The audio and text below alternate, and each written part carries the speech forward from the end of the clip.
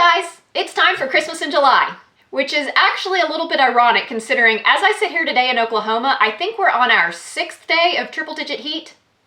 Yeah, but that's actually what makes this kind of fun, getting to dream of more wintry weather. And who knows, maybe by the time you're watching this video, or if you live in, say, the Southern Hemisphere, you're watching this and it already is a little cooler. Either way, we're gonna have some fun today. So in this video, we're gonna create several different Christmas-themed flower arrangements using artificial flowers.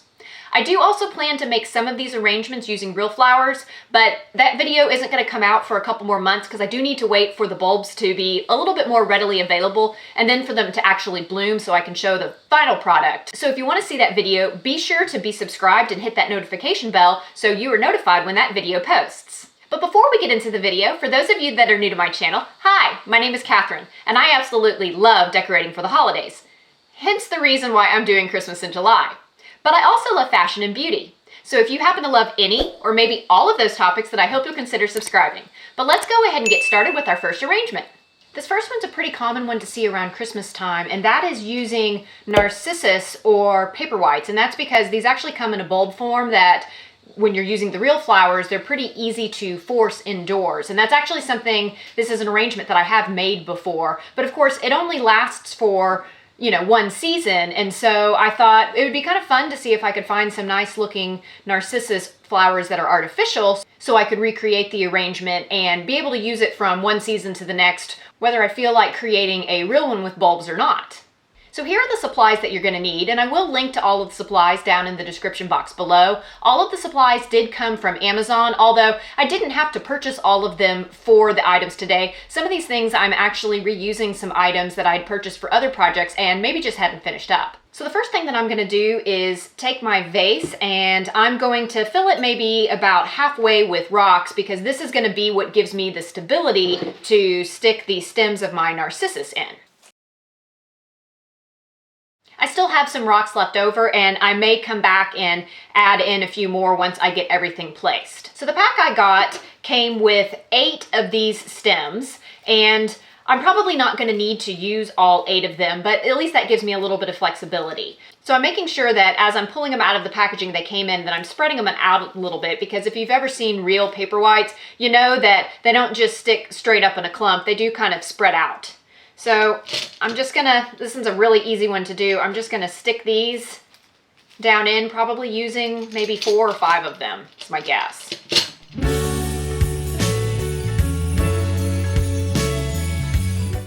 So that's 4. I am gonna see what the 5th one would look like in there, but I don't want it to be too tight.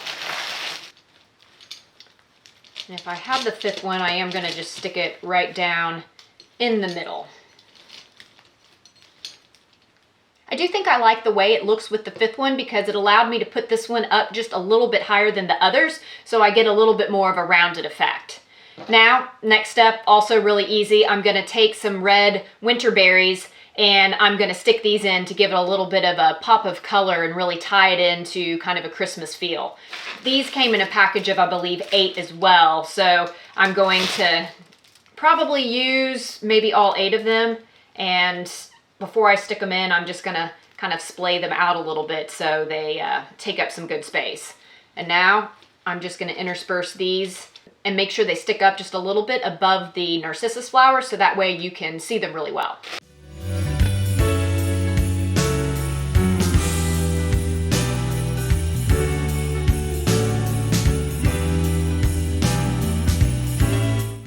I actually think 6 is the right number, and I'm actually glad to have a couple of left over because I do plan to use these probably in the next arrangement that I'm going to make. So we're just gonna set those to the side for now. So now I've got a bunch of stems in here. I do think I'm gonna go back with my rock and just kind of fill in a little bit just to make sure that the stems look a little bit tidier. But at this point I need to be careful because I don't wanna move the stems around by trying to pour a bunch of rocks in here. So I'm gonna be a little bit more careful and actually maybe hand place the stones.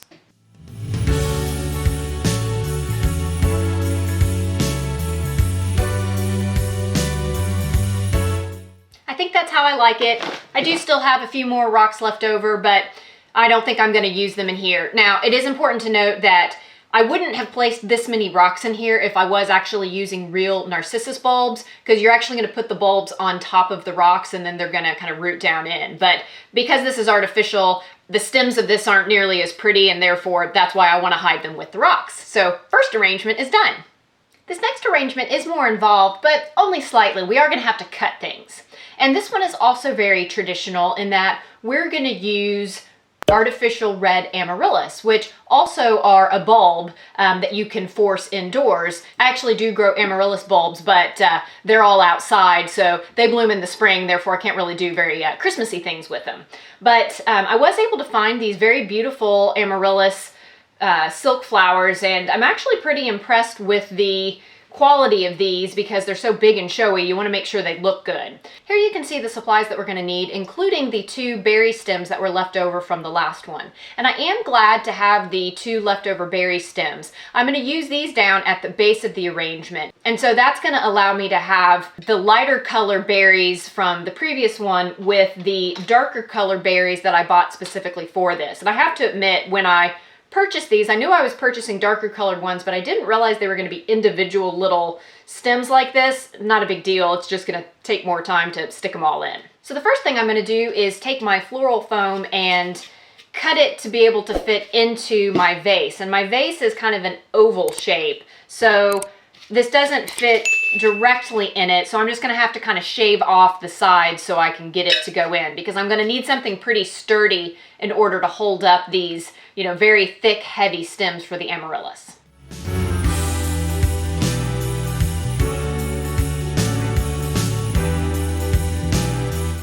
All right, as you can see, I wasn't being super precise about this. I just wanted to kind of shave it down so that it would fit down in there, and then also make sure that it's lower than the height of my vase itself. So the next thing I'm going to do is get my amaryllis ready to stick into the foam, and I'm going to want to cut off some length because that would be a little bit too tall, I think, for the arrangement, especially this size vase.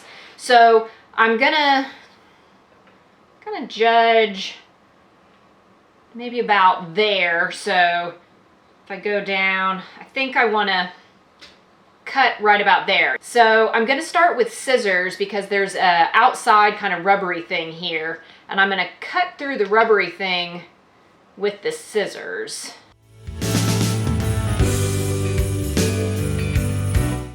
And once I have that tube off, I can then see that looks like there's some paper wrapping around a pretty thick metal rod here. So I'm gonna move to my wire cutters now. I'm gonna get through the paper and then get through that piece of wire.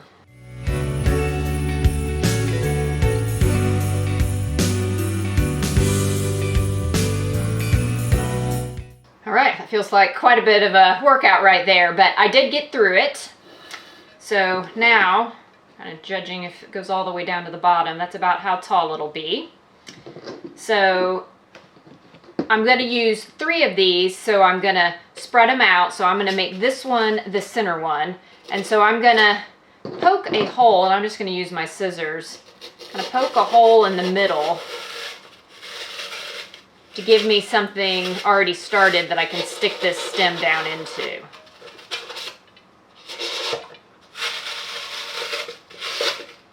That actually works fairly effectively as a drill. Just makes a mess.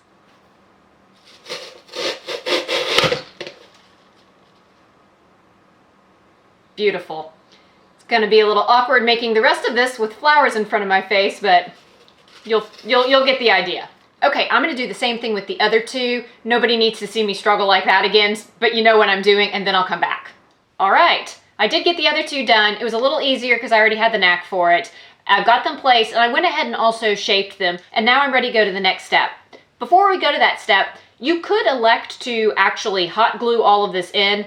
I loathe using hot glue, so I'm not going to do that, but obviously it would make it a little sturdier and probably a little safer as you're storing it, you know, during the middle of the year when you're not using it, if you did that. So the next step is going to be to line the top of the vase to conceal the foam and just decorate it, make it look a little bit better. And so for this, I decided I wanted to use some greenery that looks like boxwood. So I found this garland on Amazon.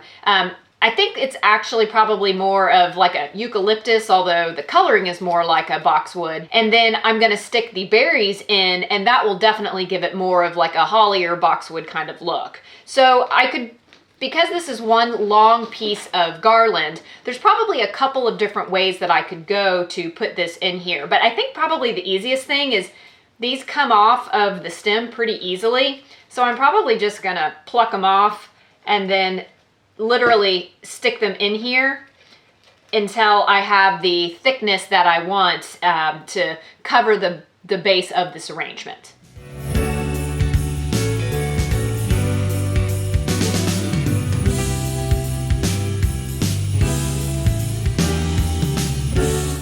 Now our last step is going to be adding the berries down at the bottom just to give it a little bit more of that Christmassy theme down here. And as I mentioned, I actually like that I've got the two different kinds. I'm going to take these off of this wire so they're more individual pieces. And this is probably going to be a lot easier to do with my wire cutters because these are traditionally very thin. Of course I say that, and there we go. So I'm going to go ahead and pre-cut all of these so they're ready to just stick in, and then we'll just intersperse them around, and then we'll be done with this one.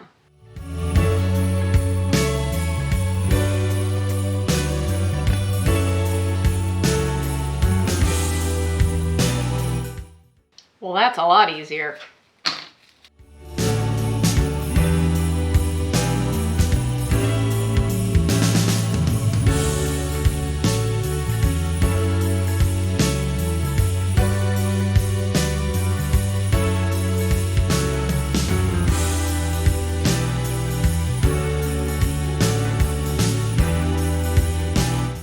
Some of these, what I'm finding I actually like is taking these individual ones and just kind of merging them with the existing ones, the lighter red ones, and just kind of wrapping it around. So that way I even have the variation that looks like it's coming from the same holly stem. We're all about custom making around here.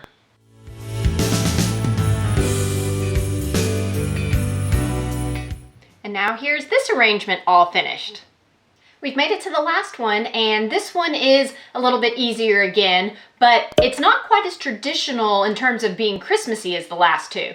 And that's because I'm actually wanting something to go in this space, and as you can see, it's a lot of pinks and purples and things. So I thought it would be nice to maybe do something to incorporate like a pink or purple orchid. I mean, you can see behind me, I actually do have a small orchid, it's artificial, that is in my backdrop all the time. And I thought, well, wouldn't it be neat to do something with, you know, an orchid and make it into somehow a Christmas piece? And so that's what this one is going to be. You can see here the supplies that are needed, and the really cool thing about this one is a lot of these supplies are things that I already have in my supply closet from previous projects. If you've seen one of my previous Christmas in July videos, I actually made a wreath using mostly vintage ornaments, but I did fill in with some newer ornaments just to keep the cost down, and I had some leftover ones. So other than the pink ornaments, the rest of those are leftover ornaments from that project or other projects. So all I had to buy new for this one was the vase, the orchids, and the pink set of balls. So I just encourage you, when you're thinking about your own projects, think about extra supplies you may have on hand, or even things that you can reuse, maybe that come from an old decoration that you no longer use. So for this, the orchids came with two pretty long stems, and I think I'm going to try to use both of these orchid stems. These are beautiful quality once again. They've kind of got that real feel to them. The leaves did come with it, but they're not attached, so you can stick those in. And the trick with this is going to be, I'm going to fill the vase up with balls and stick the orchids into the vase of balls, and that's going to be the only thing that kind of keeps them in place. So I've got balls of various sizes, and that's the reason I wanted balls of various sizes, so they could fill the space nicely and create good little pockets for the stems to go into. But I am expecting I'm going to want to cut these stems just a little bit. You can see they're already kind of curled around, and that's probably a pretty good height right there, but I don't want all this extra curl in the vase, so I'm gonna cut these so they're already kind of at that height, and then I'll shape them so they fan out a little bit from each other. Before I cut the other one, I am gonna go ahead and kind of test fill the vase with all the balls and stick this in and make sure it looks to be about the height that I want. And since nothing is going in permanently, it's going to be easy to take everything out and change things around as I need to. So I'm literally just going to start placing balls in, being mindful of getting different sizes, different textures, and different colors kind of spread throughout. Some of the balls do have little tassels attached to them. Where that's the case, I'm going to cut those off because I don't want those. But I'm also going to try to make sure that the little tops of the balls are towards the inside because I don't really want to see those either.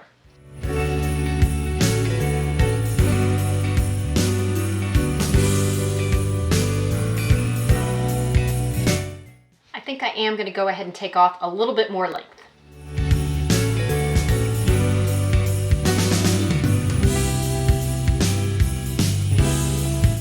Yeah, I think that height's better.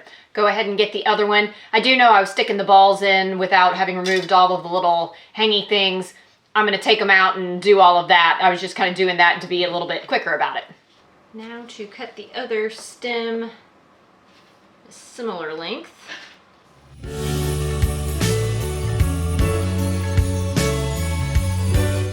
going to get these kind of tentatively placed with you know, about a third of the balls in here. So that way there's a little bit of structure, but I know they're not gonna stay or be held too well until I get more in here.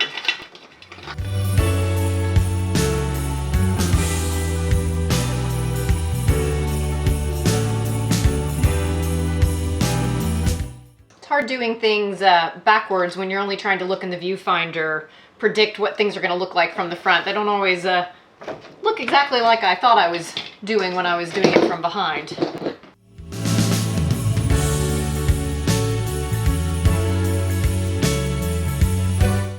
Alright, I think I've got a pretty good outline. Now I just need to fiddle with these till I get a shape, get them kind of splayed out how I want. Hopefully without disrupting everything else.